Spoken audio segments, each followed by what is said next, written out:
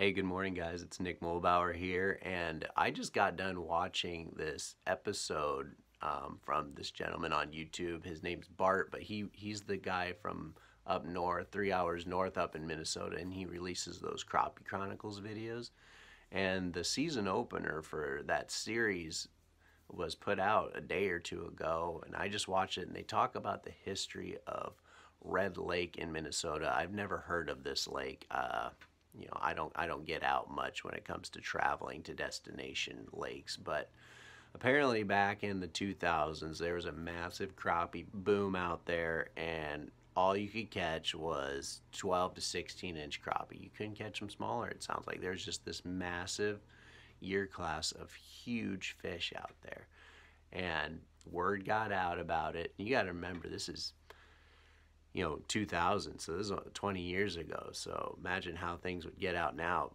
Anyways, word got out that this place was a crappie factory, and people traveled from miles and miles to go fish this lake. A couple years down the road, after the crappie boom, the lake is fished out, dead quiet. Nobody's catching those massive year class of crappies because they were potentially fished out. I mean, it's all speculation, but I mean, they say that you can probably put two and two together, and the pressure fished them out. And here they are 20 years later, and they think that that population is maybe starting to have a resurgence finally after 15, 20 years. So basically, it made me think of what happened to one of our parks here. And I don't know, these are all hearsay and stories, but back in 2004, the city of Ames opened up Ada Hayden Heritage Park to the public. This was in '04, so this was long before I moved to the area. But basically, I heard the same thing. Like when they opened it, when the city opened it to the public, first couple of years, people were pulling bucket after bucket after bucket of giant crappie out of there. And prior to it being a public place, it was owned by Hallett Materials. And I'd heard from some old timers that before it was open to the public, people would sneak in there onto the private ground, and they would do the same thing. They would just catch apparently buckets of giant crappie out of there. Same story as Red Lake, the way it sounds. Couple years, maybe 4 or 5. Couple years after this park is open to the public, those crappie disappeared. You don't catch them anymore. And I just find that interesting. And like I said, it's hearsay, it's speculation. It's like, well, what happened to that year class? What happened? Did those fish die in addition to, being, excuse me, fished out? Like, they're gone. And it's all just stories now. Here we are, 2023, and, they list crappie as being a species you can target out there. I've looked at DNR, measurement surveys and, population surveys, and they do from time to time survey. There's crappie in there. There's a black crappie in there. There's some whites in there, but mostly the population is black crappie. But guys, they are tough as nails to catch out there. That lake is just a giant deep hole in the ground with no cover. There's next to no cover planted out there. There's nothing in there. It's just a giant quarry. It's just there's nothing in there. It's just a big hole in the ground. There's nothing to go target them off of.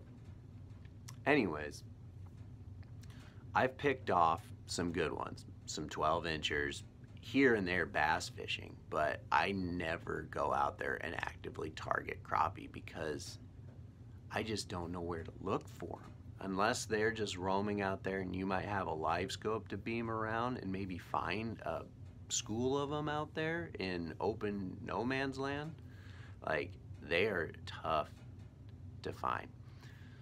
We're in 2023 now, and you can always count on spawn being when those fish come up shallow. And I've seen videos of a couple people catch a couple good ones up shallow during spawn, but it is just hard, guys. Like, you don't know where they're gonna be. Water levels fluctuate more than ever with the droughts we have, and it's so hard to like pinpoint where those crappie are going to spawn. The water clarity is pretty good, so those fish are probably generally spawning in deeper water too out there. So it's just a question of where. Anyways, I just thought it was interesting hearing their take on that. And it's always funny hearing stories, of what fisheries used to be and what they were. But I think, the takeaway from all this is, yeah, I think that there's an element of, human intervention that fishes out lakes a little bit, harms the populations of good year classes. There's a finite amount of these big fish. The bigger the fish are, the smaller the population generally, unless, like they said on Red Lake, there was this natural phenomenon that just produced a massive amount of big fish. But even still, when people hear about a good population of big fish, they're going to be on them because that's what we all want to catch.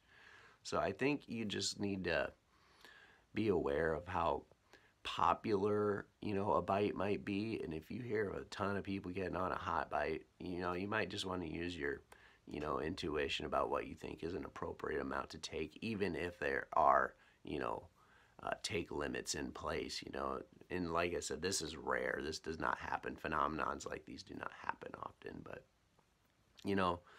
in addition to that, I think that we all speculate and we all like to think we know what's going on, but really, we don't.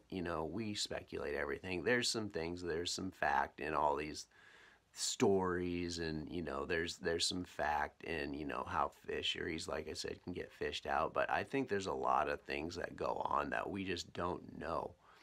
I'm not saying that the crappie population in Ada Hayden is dead even 20 years after it was open to the public, but they're definitely not easy to catch. If you do catch them, I've heard of some good ones being caught, but not numbers. You don't go out there and fill a 5-gallon bucket of a big crappie. It just doesn't happen. And if you are, keep it to yourself or tell me otherwise. You don't have to tell me, but I'd love to hear those stories. If you got some stories of catching some bucket loads of crappie out of Ada Hayden in recent history. But anyways, I'll let you guys go. It's a super good episode if you guys want to check the Crappie Chronicles. I love hearing the history of the lake. It was super interesting. Context is always super cool and setting the stage for what is today. So anyways, get out there and fish. Fill yourself with knowledge. Get out there and fish. Have fun. Peace, guys.